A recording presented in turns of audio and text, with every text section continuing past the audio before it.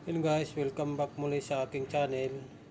Guys, isi-share ko po sa inyo kung paano ko isi-set up itong Wi-Fi repeater ko o Wi-Fi repeater o kaya Wi-Fi extender. Bumili pa ako. Yan po ang ano niya, 1200 Mbps po siya. Ayan po. Ito po ang box niya. Yan po ang mga laman. Yan po ang ano niya. Ayan po. Ikita nyo naman po yung laman ng box. Ayan po. I-share ko po sa inyo paano natin i-set up step by step po kung anong natin ano. Ngayon po, ang dapat natin pong gawin ay may ano po ito. Ito po, ako na po ang nagkabit nito. Kinabit ko na ito. Binalik ko lang sa box para makita nyo din. Ito ako nagkabit nito. Yung plug na to, o kaya mayroon po nabibili niyan. Bilog kasi itong sa ano, yung nandito sa bilog po ito. Ito may ano po yan, may busog po yan. Ayan, pinaka-guide. May guide po yan. Ayan. Ngayon ko pa, i-ano ko po sa inyo sa actual. Una po lahat, isaksak po natin. Isaksak po natin sa kuryente. Yan po Pag nag-ilaw na po, ayan yon. Ngayon po, kailangan nyo po ng mobile phone na isang cellphone nyo po. Hindi ko alam kung gumagana siguro sa lahat ng cellphone siguro. Ang gamit natin Android. O kaya tapos pwede ata ito sa iba pang mga Wi-Fi. Ang akin po gamit ng Wi-Fi is TC. Pupuntahan po natin kung nasaan yung ating pinaka-main source na Wi-Fi. Lalabas po tayo. Yan. Extend ibig sabihin yan, ilalapit lang sa inyo yung signal. Gumamit lang kayo ng repeater o kaya extender Wi-Fi. Lalabas po tayo Dito pa ko sa kwarto. Ipapakita ko sa inyo kung nasaan yung Wi-Fi ko.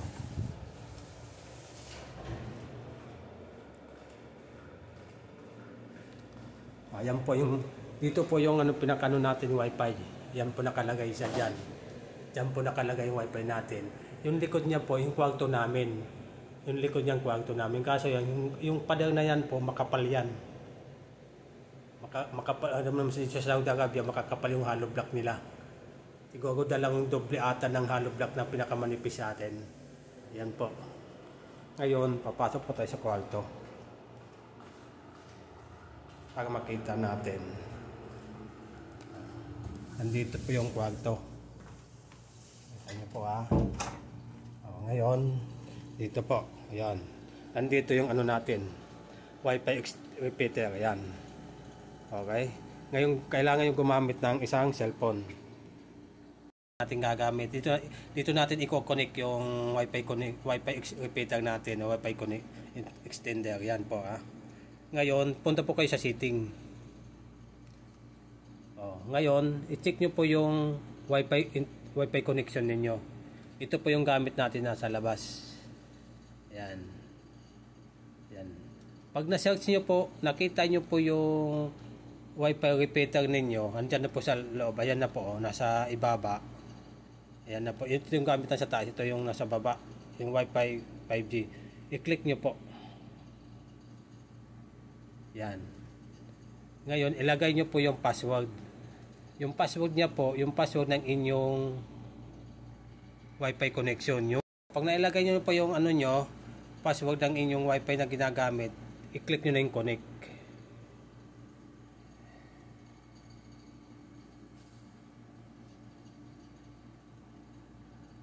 Yan na po siya. Yan na po. Connect na po siya natin. I-click natin na isaan po na na-connect. Yung nasa baba, wala na po. Pero dyan tayo nag-connect. Okay? Ayan, click natin. Ayan, dyan na po siya naka-connect na po siya. Guys, baka iniisip nyo, pag may Wi-Fi connection po kayo, may Wi-Fi repeater na po kayo, baka iniisip nyo lumakas. Hindi po. Kung anong lakas ng inyong Wi-Fi doon sa pinagkukunan sa pinaka-main source nyo ng Wi-Fi, kasing lakas din po niya. Hinano lang, kumunik lang sa doon para ilapit sa iyo sa iyong higaan o saan man sa iyong linapit lang sa iyong connection wifi ninyo. Parang ganon, linapit lang talaga sa inyo. Baka iniisip nyo lumakas, hindi po lumakas. Parehas lang po siya, kaso ilinapit lang po sa inyo. Okay? Para maka-experience sa inyo. Pong ginagamit na natin ngayon ha. Tingnan nyo po. Pag nakabitan nyo na po, pag naikabit nyo na po dito sa isang cellphone ninyo, yung wifi main source ninyo, lahat pala ng cellphone ninyo, mayroon na. Tingnan po ha. Tingnan po sa ibang cellphone ha. Kung nakakonect din siya. Ibang cellphone to ha. Andito na rin po siya. Andito na rin po siya oh. STC Wi-Fi, STC/Wi-Fi/2E 5E 2.4G extension. Ito na po siya. Yan po. Ilalagay nyo lang po yung Wi-Fi, yung password ng inyong Wi-Fi. Yung Wi-Fi ng inyong main source na Wi-Fi, yung Wi-Fi nyo. Yung ilalagay yung sa extender, wala po kayong kukunin doon na Wi-Fi na password. Ang ilalagay nyo lagi dyan yung password ng inyong Wi-Fi na ginagamit. Okay? Ipakita ko lang po sa inyo lahat. Ito naman sa tablet. Tingnan natin ulit. Ayan. Andito na rin po siya. Kaso po, i-click nyo lang, ilalagay nyo na naman yung password. Lahat po ng password lalagyan nyo. Sa tablet po dito sa isa. Hindi ko po pinapakita yung lahat ng, hindi ko po pinakita lang ng mga ano ko ha, yung gadget ko ha. Gusto ko na talagang makita natin. Ayan na po. Ayan na rin po. Andyan na po yung sa baba. Okay, password na rin yung ilalagay ninyo. Ayan po. Password na rin. Okay po. Ngayon po kasi naikabit na din natin dito. Gagawin natin ngayon, ipo-forget password na, ipo-forget wifi po natin. Itatanggalin natin lahat para bumalik tayo sa unang first ng paano kung ikinonik ang extender wifi ko dito sa aking cellphone, gamit cellphone doon sa paano natin kinonik dito sa ating original wifi. Ano natin, ipo-forget lahat. Okay? Ano natin para magsisimula po tayo, ibig sabihin unang-unang yung version na unang-una yung bili ng wifi extender nyo, unang bili nyo, first yung i-connect sa inyong wifi, first time yung gagamitin, yun ang gagawin natin ngayon. Kasi naikabit ko na to, kaya pinapakita ko ulit. Okay, ngayon ibablock ko po lahat ng signal ko, wifi natin, ibablock natin. Ipopogit lang po natin. Okay, yan po, ipopogit po natin para makita natin. Pogit lang natin, ibig sabihin i-delete lang natin. Yan, ito din. Wala po, nandito na talaga siya, nandito na talaga siya maano eh.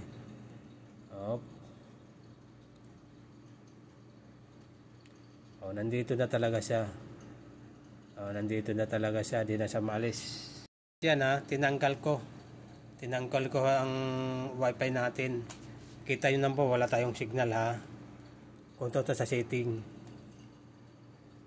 Ito po, punta tayo sa internet. Dito na tayo. Wala po tayong wifi.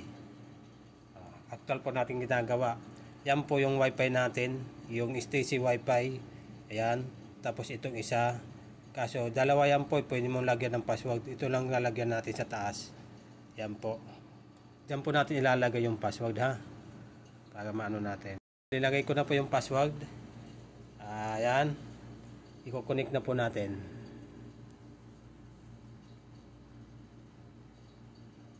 Ayan na po ha. Yan na po, may wifi na po tayo. Wifi mo po tayo ha. Okay. Check natin. Ayan, may wifi na po tayo. Connected na po tayo. Nawala.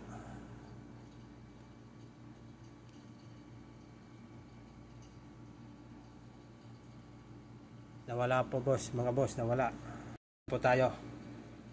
Kaya ko po binalik sa dati, tinanggal mo yung wifi para po ilagay natin yung ating wifi extender. Ayan po, may wifi na po tayo. wala po tayo kunwari di pa natin naikabit kasi naikabit ko na yung tinangkal ko ulit. Ngayon po wala po tayong nakikita dyan sa mga wifi na extender. Ayan po, wala po tayong nakikita dyan. Ayan po wala po tayo. Mayroon po dito pinakababa, mayroon po extender dyan sa ibang ano yan, sa ibang company po yan, sa ibang siguro sa mga kapitbahay namin. Yan po mayroon din siya Ayan po the extender, pero hindi atin yan. Ito po wala po dito nakakonect sa akin. Tamo, wala po, hindi yan atin. Okay, ngayon isasaksak ko po yung aking wifi extender ko wala po tayo nakikita dyan. Tingnan natin kung may iba dyan mapasok tingnan na yung mga nandyan po para makita po natin actual yan. Okay, tingnan natin saksak po natin itong wifi extender. Hindi nakasaksak saksak natin para makita dyan. Ito po yung wifi extender natin yan, sasaksak natin. Tingnan nyo na lang dyan sa kung mayroon dyan magpupunta may ibang papasok. Saksak natin.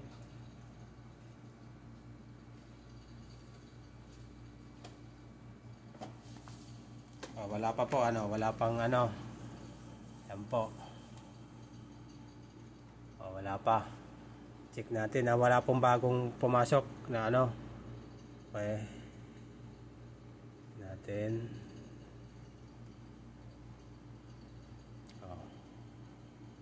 Kung halimbawa first time nyo pong i-connect, first time yung isi-set up nyo po sa inyong cellphone, ganito po yon gagawin natin. Ayan. Yan pong gagawin natin ngayon.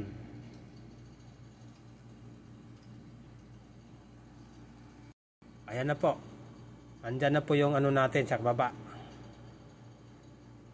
Yan na po. Yan na.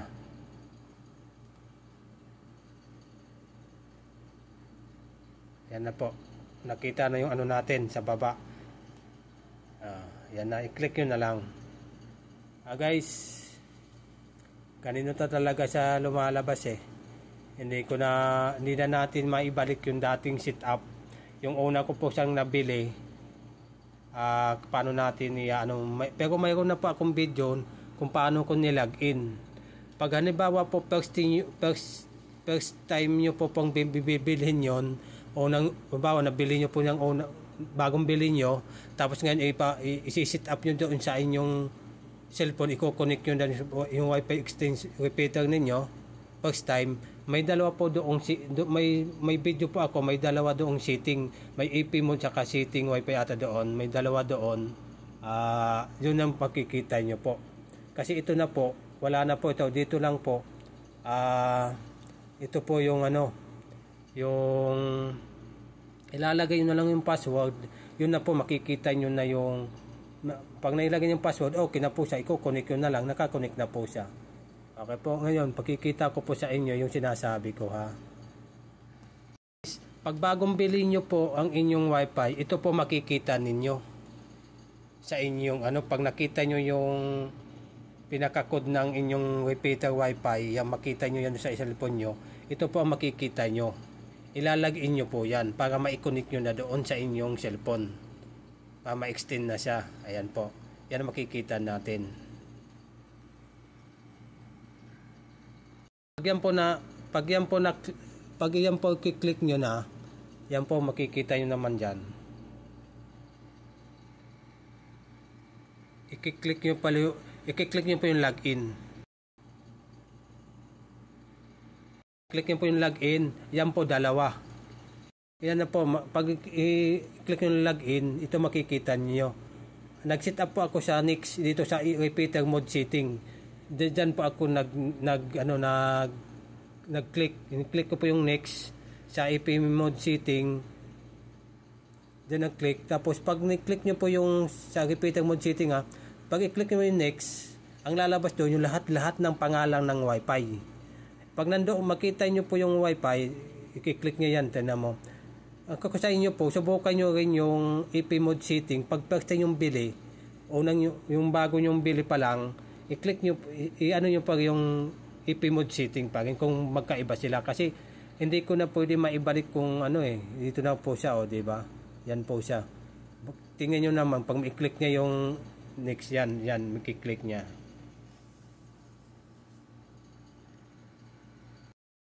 Yan, i-click niya po yan.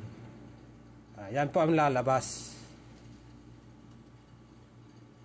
Ayan po ang lalabas. Yan po ang mga wifi na lalabas. Pag i-click nyo yung ano kanina. Ayan. Po, yan mga wifi na lalabas. Ayan, manual setup. Ayan po nakalabas. Yan po ang makikita ninyo. Yan. Ayan po Ang wifi po ko po yung unang-una. Yung STC Wi-Fi 2A5E.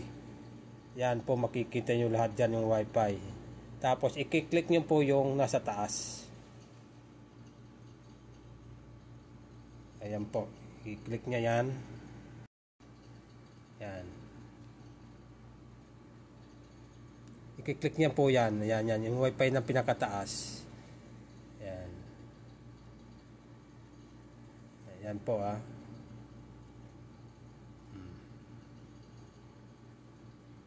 Yun. Yan po makikita ninyo. Yan po makikita natin. Repeater mode setting. Yan. Ibig sabihin, SSID nyo, SSID, andoon na po sa STC Wi-Fi, STC/Wi-Fi/2A5A. Nandoon na po. Ibig sabihin, hinihingi niyang password, yung password ng yung Wi-Fi niyo na yon. Di ba? Yan po. I-click niya yung next niyan. Tingnan nyo po Ayan Ilalagay nyo po yung password dyan. Ayan. Pag ilalagay yung password dyan, tapos i-click nyo po yung next. Pag ilagay yung password dyan. Yan yung STC Wi-Fi, ito yung password. Pag ilagay yung password, ini-next nyo lang po. Yan po. Ibabalik niya po niya yan, ibabalik yan, ibabak po niya yan para makita yung kabilang side. Ayan po, ibabak niya po yan, back. Ayan po ulit makikita ninyo, di ba? Yung click niya kanina sa taas sa repeater mode setting. Ito naman ngayon sa EP mode setting. Titingnan natin kung anong mayroon diyan. Kung anong baba. Ayan, checkin din natin. Ayan po. Ayan po nakita nyo. Sa AP mode setting, 2G, SSID, repeater, COO, Wi-Fi password. Ayun. Yan po ay hindi ko nagawa. Ang nagawa ko yung una. Diba? Magkaiba sila po. Diba? Yan po hindi ko nagawa. Ngayon po, AP mode setting, 2G, SSID, repeater. Ang dyan siguro, ang hinihingi dyan yung baka mali yung login ko. Kayo na po ang kumawa ng login. Doon kayo mag-login sa EP mode setting. Di ko alam kung iisa lang ba o wala. Di ko alam kung anong password ang ilalagay diyan. Kung yun ang password ng aking yung wifi natin na kanina sa TOE, yung yung password po ng repeater wifi. Kasi may password po to dito din. Nasa manual po yan.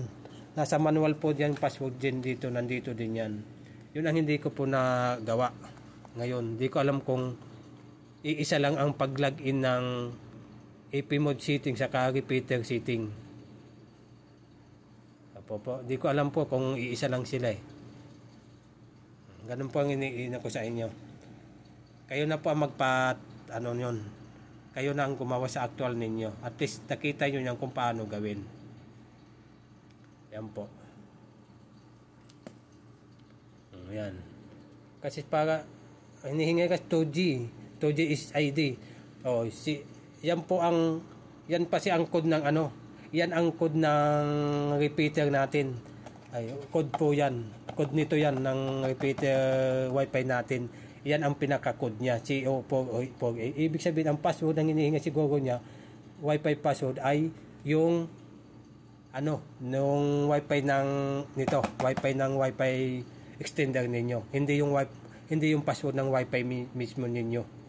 Yun siguro ang hinihingi niya. Kayo na po ang umano.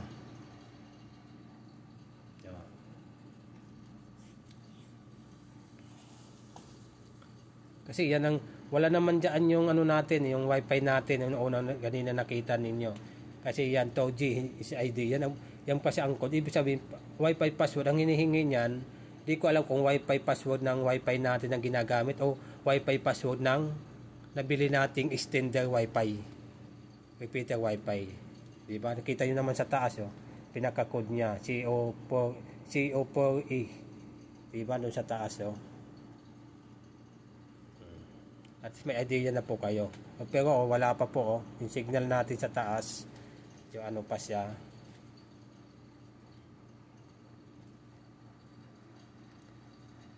Pag ini-next natin yan, i-click natin yung next para maikabit na natin. Yung next niya, login ulit. Diba? Ang dalawa, repeater mode setting saka EP mode setting dalawa po eh. Diba?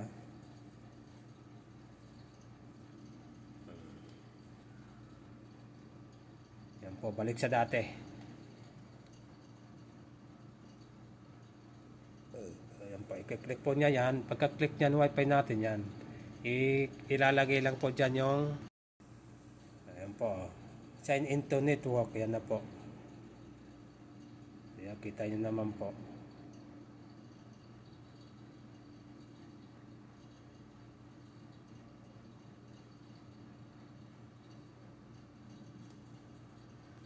Ayan po, pagkalagay po ng password,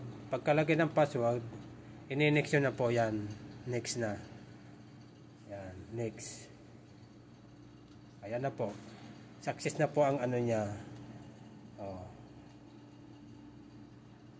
Yan po siya, di ba? Yan. Pag na-expanded Wi-Fi, XTC Wi-Fi, ayan na po. 2G extender is ID XTC pa, ayan po. Di ba? Nakita yun naman. Na-extend din siya. Extending password. Yan. Ayan po ang password niya. Di ba? Po, ganyan lang po. Makikita yung pag ang ginawa nyo, expanded Wi-Fi, STC Wi-Fi, ayan po. 2G extended is ayun, sa baba. Ito na po, naka-extend na siya. Yan na po, extended password. Ayan po. Na po, finish na po siya. Tapos na. Ganun lang po mag-set up. Magka-idea lang po kayo. Kaya kung halimbawa nagustuhan mo, paki-subscribe na po, paki-like para updated tayo sa mga susunod ko pang gagawin na vlog. Thank you for watching.